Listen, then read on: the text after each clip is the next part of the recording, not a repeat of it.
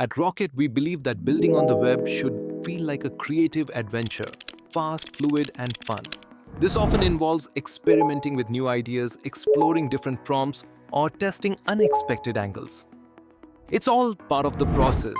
Every idea, even those that don't lead exactly where planned, brings you closer to the best solution. As you build, you might find yourself wondering, what if I want to go back to a version that was working beautifully, or I'm stuck with this error, how do I go back?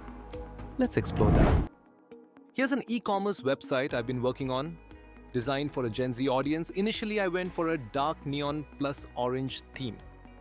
I was experimenting with this design but found it unsatisfactory.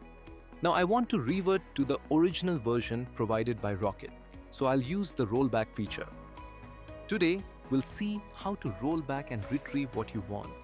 Every time you make a significant change in Rocket, a checkpoint of your project is automatically created. To return to a previous state, scroll up in your chat above the last change. You'll find a checkpoint. Here you can click on the rollback button.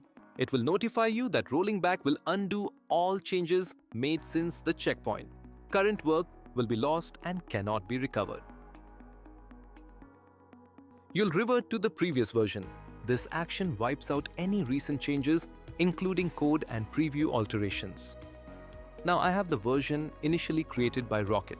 Note, if your app is already published, you'll need to republish it. Video link for publishing is in the description. Let's explore what can be improved. To enhance your prompting skills, visit docs.rocket.new. The document link is in the description, where you can learn about the clear framework to prompt the right way to get what you want. Once satisfied, return, paste your refined prompt, and proceed. This encourages ongoing innovation and refinement of your ideas.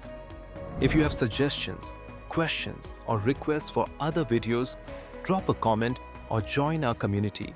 Let us know what you'd like to see next.